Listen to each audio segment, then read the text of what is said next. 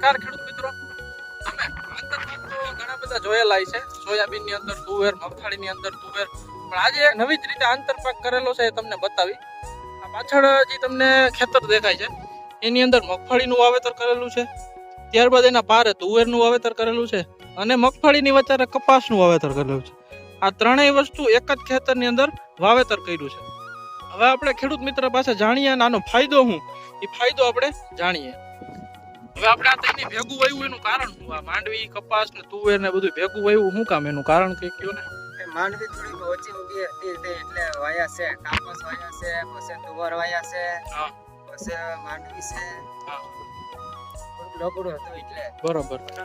મિત્રો અત્યારે નબળું વરસ છે, ખેડૂત મિત્રએ નવો એક ખતરો કર્યો હતો ને એની અંદર ખૂબ જ સારું પરિણામ મળ્યું. જો તમને હું માંડવી બતાવું, માંડવી ની અંદર તમે ખાલી એકવાર હુયા જુઓ કે પુષ્કળ પ્રમાણમાં હુયા ફૂટેલા છે. જો તુવેર પણ એકદમ હાઈ ક્લાસ છે. અને ત્યારબાદ કપાસનો તમને હું ફાલ બતાવું, ખાલી મહિના દિવસનો છોડવો છે. આ કપાસની અંદર ફાલ જોવો તો કેટલા છાપકા લાગેલા છે જો. એટલે આમાં રોગ જીવાતમાં પણ ઘણો ફાયદો છે.